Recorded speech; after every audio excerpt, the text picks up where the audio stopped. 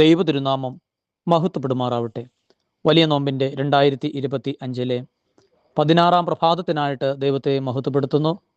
ഈ പ്രഭാതത്തിൽ ദൈവത്തിൻ്റെ പരിശുദ്ധാത്മാവ് നമ്മെ ഓർമ്മപ്പെടുത്തുന്നതും പഠിപ്പിക്കുന്നതും ചിന്തിപ്പിക്കുന്നതും, മകനെ മകളെ, നിന്റെ പ്രാർത്ഥനയും ഉപവാസവും എത്രമാത്രം തീഷ്ണതയോടെ ആണ്. നോമ്പും പ്രാർത്ഥനയും പലപ്പോഴും ദൈവത്തിലേക്ക് നമ്മെ കൂടുതൽ അടുപ്പിക്കുന്നു.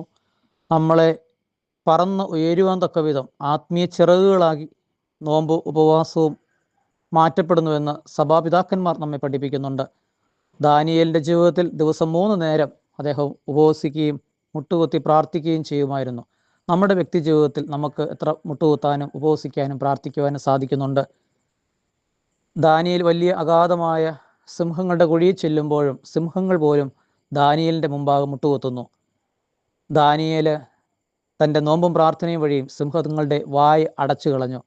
നമ്മുടെ ജീവിതത്തിൽ നമുക്ക് നോമ്പുണ്ടോ പ്രാർത്ഥനയുണ്ടോ? പലപ്പോഴും നമ്മൾ പരാജയപ്പെട്ടു പോകുന്നതും മറ്റുള്ള മനുഷ്യരുടെ മുമ്പാകെ നാം മുട്ടുകുത്തേണ്ടതും വരുന്നത് നമുക്ക് പ്രാർത്ഥനയും നോമ്പും ഇല്ല എന്നതുകൊണ്ടാണ്. ആയതുകൊണ്ട് നോമ്പും പ്രാർത്ഥനയും നമുക്ക് കൈമുതലാക്കാം.